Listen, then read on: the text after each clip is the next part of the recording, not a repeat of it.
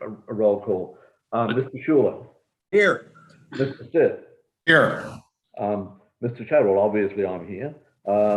Ms. Can. Yes. Ms. Freed. Here. Mr. Campbell. Here. Here, okay. And Ms. Neal. Here. Okay. We'll start off with the Pledge of Allegiance. If Eddie, can you bring up the flag for us? Yes. Thank you. Okay. We're ready. I shall endeavor to stand up. Right. I pledge allegiance Allegiance to the flag of the United States of America and to the republic for for which it stands, one one nation, under God, indivisible, with liberty and justice for all. Thank you. First item on our agenda is the approval of the minutes from last month's meeting. I'll make a motion to approve. I just have one quick item. We noticed we had Mr. Campbell as present and he was not at the meeting. So I'll fix that. Okay. Okay. I missed that. Right. I'll make a motion to approve with the correction that Mr. Campbell was not at the meeting as noted. Okay. I second. Thank you very much. All in favor? Aye. Okay. Next item on our new business is welcome to our newest member, Catherine Neal. Hi, Catherine. Oh, she's unmuted. Okay. Hey, everyone. Okay. We want to welcome you. You'll find sometimes the meetings are good. Sometimes they get a little, some of us who shall remain nameless, get a little carried away, and the meetings get a little, little out of sync, but most of the time they're okay. I think everybody would agree with that. So we welcome you to our meeting. Thank you very much. Okay. Okay. Next item is there was a whole list of text and map amendments, which I shall pass over to Mr. McCarthy because he was the officer in charge of these. Thank you, Mr. Shadwell. All right, so the first set we have here, first item you had in your staff report here were the conditional use permit amendments. And basically the Reader's Digest version of that was that we'll make reference to the conditional permit section in the resolution as it pertains to Pierce. Right now, the way it works is that the only conditional use permits that we have are in the Amelia neighborhood area, just because they were carryovers. And so what we'll have to do is just cross-reference the sections. So as we get deeper into this meeting, there are a few items that'll kind of be our first iterations of conditional use permits. So it'll all begin to tie together and make a little bit more sense. This is kind of the first, just more or less a housekeeping item. You mentioned it in relation to, you had it listed under cemetery. Okay. Yeah. You've given it, I was trying to get a definition. I was trying to get a feel for how this would work. If it's listed in our zoning regulations as permitted with conditions, does a conditional use permit require them to come to you and get permission in advance of doing something like it's the cemetery? Yeah, that's a really good question. So I'll just a real quick example, like just using the cemetery situation. What someone would do is they come in and they'd say, I want to open up a cemetery in XYZ district. We'd look at it and say, okay, so it's not permitted. It's a conditional use, which means in the state of Ohio, you have to go to the Board of Zoning Appeals, and the Board of Zoning Appeals reviews it and and essentially the best way to think of the conditional use, it's a use that might be okay in a particular area, given a more specific review of the context of the area. So, like for instance, like an auto repair shop might be okay in a particular area, but you want to make sure that the access and the traffic generation, as well as kind of other issues that might come about from it, are evaluated on a deeper level. And so the BZA would review that and they would make a yes or no determination, essentially, on whether or not to approve a cemetery for a particular area, or that auto body repair shop, or, you know, like a mega church or whatever the use might be. And then they would come in and then they would submit kind of they would go through the rest of the formal zoning process of their site plan and everything like that. But it's basically creating another board level review for a use, just to make sure that it doesn't cause any externalities or ill effects to the adjoining properties in the community in general. Okay, so in that particular case, if, as you know, I did not think that it was appropriate to have a cemetery where it is. If we wanted to change that, it would require a change to the actual zoning regulations that changed it from being a conditional permitted with conditions to not permitted, if we wanted to stop that. Because otherwise it just goes to the BZA and the BZA goes, yeah, well, right, it's fine. Well, you know, that's part of the bigger conversation with this too. So on the cemeteries here, we're looking, so every district that I have listed here are districts where it's permitted. So essentially by right. And there might be there's some conditions, and I listed the conditions here where you have to have a 20-acre lot, Right. and chapels, mausoleums, and everything have to meet a certain setback. But otherwise, if you meet those requirements, it's an automatic approval. A conditional use permit is like another regulatory framework, just, you know, that creates a higher standard above that.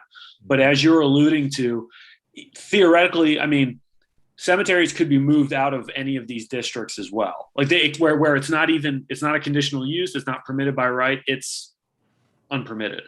Right. And that's a conversation that we can certainly have, and we can really get into greater detail on it. That's not a problem. Okay. But right now, you know, this proposal is just showing them moving to conditional use. So kind of like, instead of taking 2 steps, it's the next step up sort of thing. Okay, because would you note that I would like to have that conversation at a later stage, because I'm not sure with the spread of people out of the cities out towards the suburbs like we are, you're going to have more family residential, and I'm not sure how cemeteries fit into that in the future. As we've moved from a rural population to more suburban population, you know, I'm looking and wondering, how do we get these to fit in?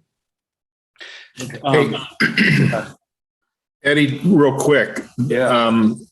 Most cemeteries, not all, but most cemeteries are sponsored, in a lot of cases owned by a religious organization.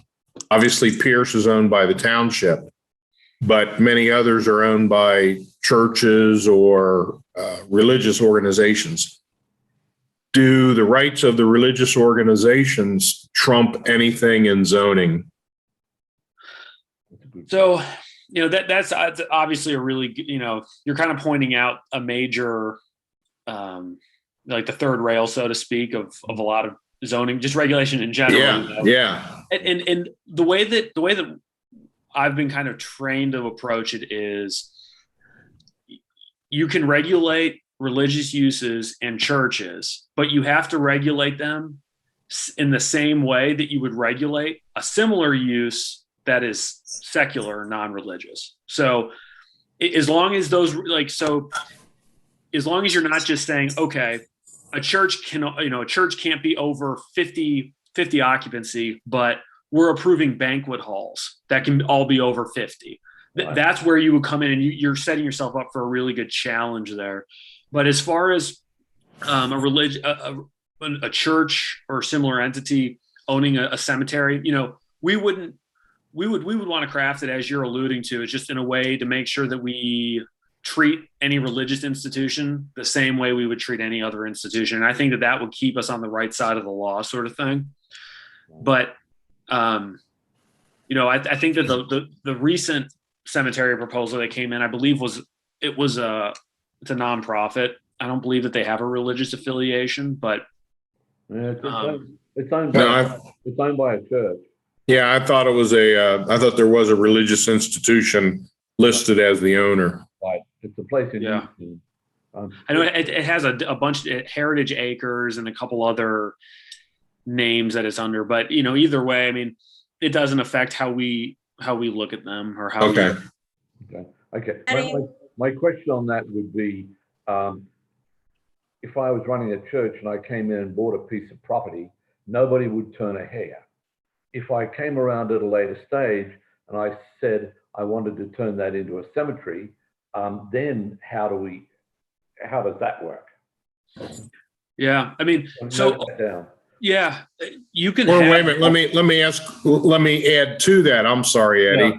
But No, what no if problem. somebody buys the property, builds a quote unquote building and calls it a church, and they build this on 50, 60 acres, and they decide that they're going to put a cemetery in the back of the church on the property? Is that a whole different incident? well, I would contend that you're adding another primary use to the site, just like how when if you have a shopping center, for example, and you have 10 units, and then 5 years later you add another unit on, it could be it might be a cell phone store or a restaurant or something. I would consider it though as an expansion of the primary use, and so they would fall under under the regulations where you have to have the acreage and everything to that effect. But again, I think that kind of going back to what Mr. Shadwell was saying, we can, some of these items that we're looking at here, some of them we can potentially approve, or give the thumbs up to tonight, and then other ones we'll bring back next month and that sort of thing. It doesn't all have to be batched together necessarily. But as far as the cemeteries go, what would you guys like me to focus on as far as, what would help you feel more comfortable with the way we regulate cemeteries? Is it, are there particular issues that are, is it like, traffic or kind of how intensive the land is used, or maybe we need a better way to kind of direct them into particular parts of the township, perhaps? What's your guys' feel on that? Well, I have a question about putting the cemetery that we now have down on Locust Corner Road. My concern is putting a cemetery there, does that devalue the surrounding properties? Because I'm sure there's a lot of people that wouldn't be, or maybe there are, I don't know. There could be people that wouldn't be warm and fuzzy, living around a cemetery. I don't know. I don't know how everybody else feels about it. I mean, I guess we're all going to end up there someday, but, my question is the rest of the Novus property, because this was part of Novus's property. And I know, and that land hasn't sold. Is it because of the cemetery, or is it because of the topography? I don't know. How do you feel about it? Well, I step back to the fact that it was single family residential. It was SFR. And somebody came in and wanted to do a PUD a couple of years ago that had some mixed development and multiple family residentials. And if I remember correctly, Jen and the NIMBYs came out of the woodwork. Jen fired up the NIMBYs and it was knocked on the head. And it was still single family residential. If I was living next to it, one of those people just along Locust Corner Road there, and as far as I knew, it was single family residential, next thing you know, there's a cemetery, I'd probably have made it some sort of complaint. Maybe it's just me, but I'm not sure that the people around it even know what it is, because it hasn't got out, hasn't got out there to anybody. That's where I am. I'm almost against making it a permitted use in single family residential areas. So we can discuss that at a later stage if that's what you'd like, Eddie. If you want to just move on, sorry, I'll. Okay. Well, I have the notes here, so I'll do a little more kicking around. I'll try and figure out some of the property value effects that we're looking at here. I've spoken to the auditor about similar issues, and So that won't be too hard too difficult to determine. And I'll also take a look at the SFR stuff as well, and we'll try and get a better handle on it. Okay. All right. This one's we're hitting this one off of a tee, I think. The automotive uses situation. For the most part, again, we don't have conditional use permits in greater Pierce Township, and so for the most part, there are Amelia our general business district and our Amelia suburban business they're very similar districts, but in all of those, these automotive uses from auto sales, service, washing, body repair, and everything are permitted with some light conditions. They would all move to conditional use permit. And in the Amelia neighborhood business, which is a lot like our, just the neighborhood business that has been in Pierce for some time, fuel services would be removed altogether from it. So it would be left to the general business, which makes a lot of sense when you look at our land use plan, when you look at the way that the zoning is laid out. Those areas, it's where a lot, the traffic flows through. Makes sense where, vehicles would be in those areas and keep traffic in those locations. Okay. One thing I do recommend adding, I was digging a little bit deeper just because it's, there are effects with these uses, and there's some obvious things, these auto body repair shops turn into junkyards. I was talking, Mrs. Can and I were having a good conversation about that. It's just these uses, they just, people, if there's one thing about people in Pierce Township and elsewhere, it's like the creativity never stops. So these businesses grow into like these they morph into all these different unique things. And, but anyhow, one of the interesting things I ran into was there are some studies on these automotive like gas stations, and there's there have been studies that show that there's toxic levels of fumes that are just vented out. And unless you live at the gas station, normally it's really not an issue. But they have found that a number of gas stations up to over 500 feet away are emitting these toxic like benzene and other types of fumes. And so there's highly recommended that residential uses, daycare, schools keep a little bit of a buffer area away from these uses. So one condition I'd recommend adding is any new gas stations would have to comply with this 550-foot setback from residentially zoned property and schools and daycares. Okay. Agree with that. Yep. So the downtown overlay is another, it's kind of, it is a carryover from the Amelia zoning. It was basically put in place to create their more of a town center feel in their community. And so it's on the ground right now. And this was the district that we were talking about last month, where any uses that anyone who wants to apply to build within this district area, the review goes through the zoning commission. So those site plans, if someone wanted to build a bookstore, that would come through the zoning commission, and the site plan would be reviewed by you guys. But there are some tweaks that need to be made to it, namely these items that I have listed here. So for example, altogether, I think it's valuable if we add in text that allows the zoning commission to waive or vary regulations depending on the context.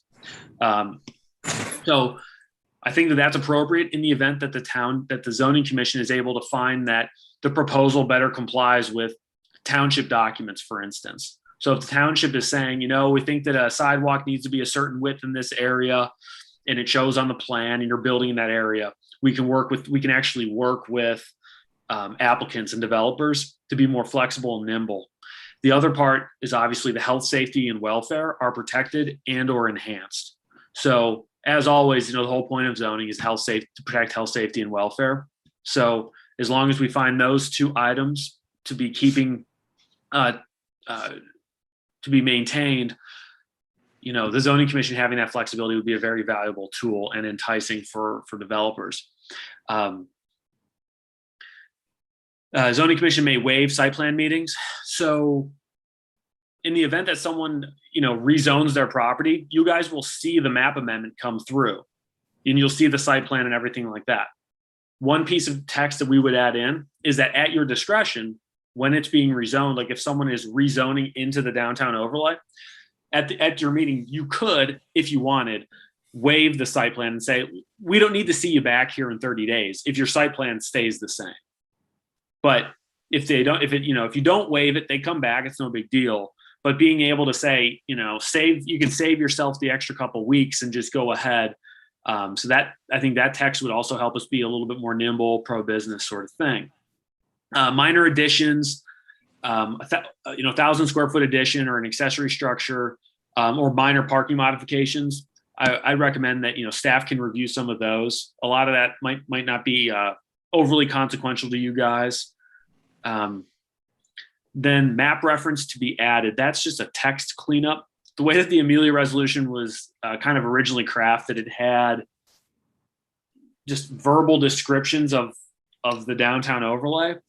We have, we have some good tools to just make a map so that you can just see it visually. So I would just swap that instead. And then we would replace village comprehensive plan with township plans, because our plans, it's all township now.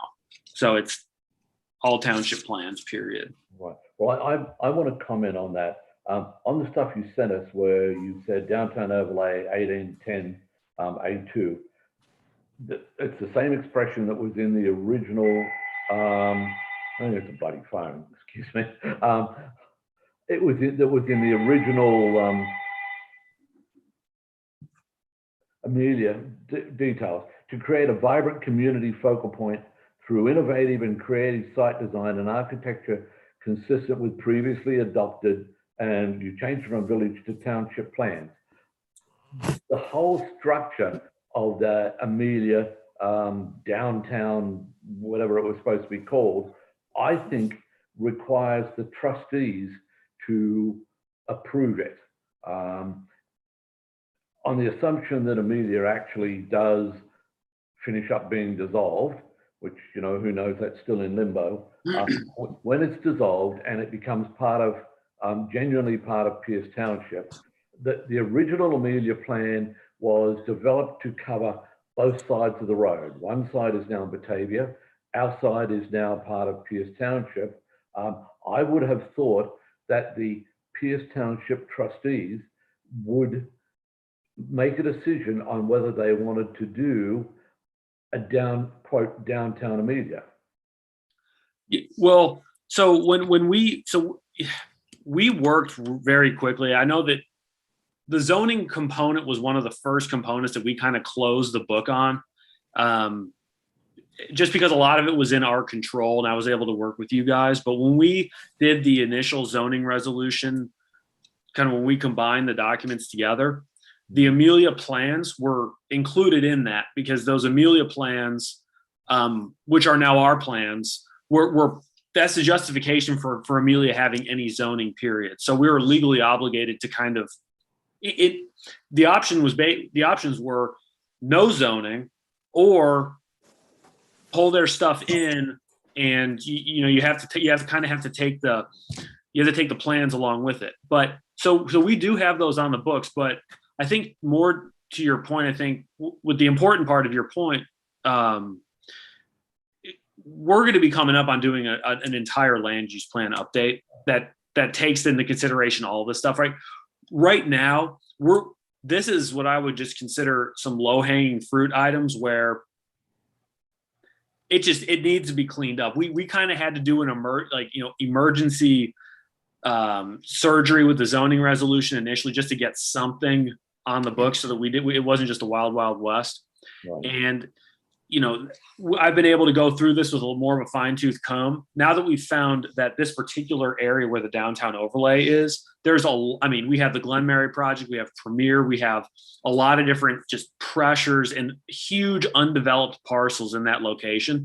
So, staff internally, we were discussing just priorities, and that getting that area kind of shored up it buys us some time, at least, so that we can actually we can kind of move in the direction that you're saying, which is cleaning up these plans so that we have one cohesive set of plans that don't include Batavia and, all these different sorts of miscellaneous items. So I hear what you're saying. I agree completely.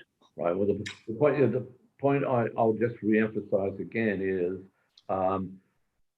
it calls the whole land use plan that they had and the adoption of this, particularly this little section, to create a vibrant community focal point through innovative and creative site design, would signify that the centerpiece of the new amalgamated Pierce Township would be this community center.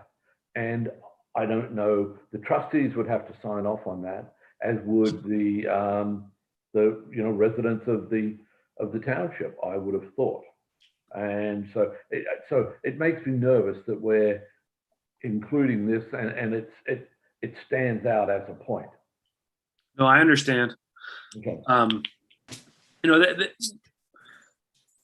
We've had a couple of different studies. We obviously had the Red Tiger study, which focused on a mix of Pierce area and Amelia. And, this area was also, this was included in that sort of focus area. But nonetheless, ultimately at the end of the day, we did adopt the associated plans that provide the policy backing for these zoning regulations that we're contemplating here. But as far as community center situation, again, I think it comes back to the this is what makes the downtown overlay, I think, that much more important, that the zoning commission is the body that reviews development in the area. Because the example like we had at the last meeting was the clock tower kind of discussion. There's a clock tower shown on the renderings there. And not everything in there is going to be relevant. I think that we all acknowledge, and I put in my staff report when we were adopting these plans, Right. that these plans, are from the year 2000. So a lot's changed from then until now. And so not everything in there is going to be fully relevant to where we are right now. I'd say for the most part that it is mostly relevant, but this context sensitive review, where when somebody does try and develop in the area, the zoning commission is going to be the body that makes that determination to say, yeah, that did make sense up until 10 years ago. And then X, Y, and Z happened. And that's why it doesn't make sense anymore. But in the interim, that's how, these plans, the day that you put these plans in place, you go to sleep, you wake up the next day, they're already outdated in some way, because it's already, stagnant in a sense. So you have to keep going back and review and updating these documents. Okay. And we definitely will do that. But as far as the village, I don't know that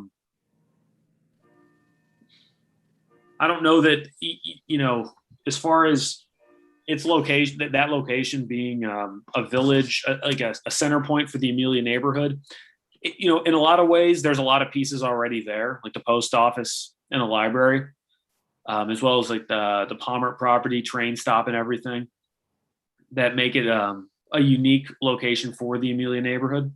But that doesn't mean that there aren't other focal points in the community, and it doesn't mean that we don't care about the other areas in the community. But I just think that this is a tool that was prescribed by the Amelia zoning, or by the Amelia land use plans, and had been in place. And I think it's a valuable tool. It might be something that we explore for other parts of Pierce as well, if we deem that it's something that's valuable. I know that having the zoning commission reviewing development, it gives us a lot more muscle in being able to work with developers and and able to come out with really good developments. So I wouldn't get too hung up on everything. But the reason I put township plans in there was because inevitably it's all adopted by the township. We're not enforcing anything that was not adopted by the township. And we're gonna have properties here where conceivably someone subdivides property and it was formerly annexed property, but now the Amelia corporate boundaries don't exist. So it's going to be mixed all together, and where everything's being reviewed through all the documents that we have. So neither side is going to railroad one or the other. I mean, we have to take everything into consideration, and that's why I said township plans instead of just village comprehensive plan, because I think it's important that it all be reviewed in a wholesome way.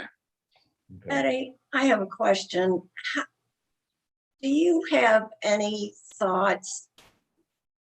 I guess what goes through my mind is we keep doing the Amelia thought and Pierce Township thought.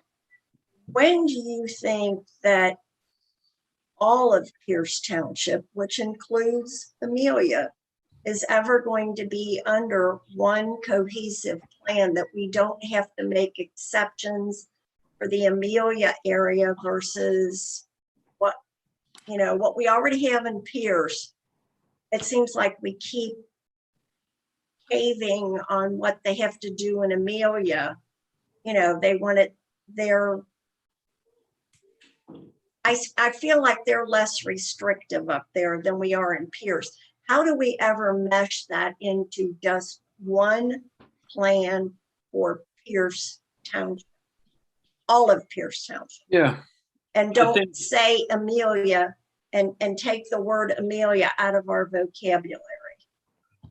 Oh, and you have to take the word they out as well. And you and several of us, we use it all the time. Well, I kind of look at, I don't know if I'm looking at it from a different perspective. I think that the first part is when we do the township plan update, that's everything is going to be, that's going to be the key moment where all the documents come into one. Right now, the way that I'm looking at it is Amelia is a neighborhood, Legendary is another neighborhood, Prestwick, you have Mott's and Pond Run, you have Palestine, you've got a bunch of different neighborhoods throughout the community. Palestine has their own zoning, for instance, that a lot of it is completely different than other parts of the community, just because people in that area want to be governed in a completely different way than other people throughout the township. And I think that, we have a really unique situation, and,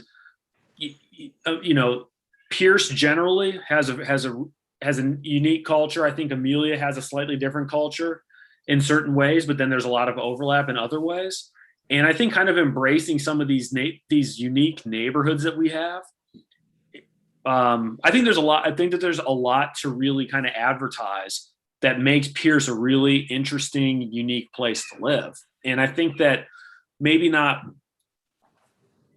I guess wiping Amelia, the word Amelia off the slate everywhere. I mean, I don't really take that approach personally, but as far as the regulations go, I think that there's a blending that absolutely needs to happen. And it's the same thing with the plans as well, because ultimately they are not their own jurisdiction. I mean, they are part of Pierce.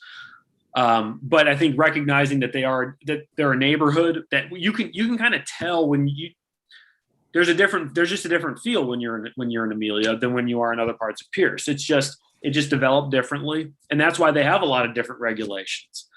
And those regulations, it's all the feedback loop. I mean, that it developed in the way that the regulations there permitted them to develop. And there's some smaller lots, and then there's a little bit more stuff, some stuff in their downtown and all these different sorts of things. But to answer your question, when the land use plan update, when we get onto that, which should be coming up hopefully in the next few months.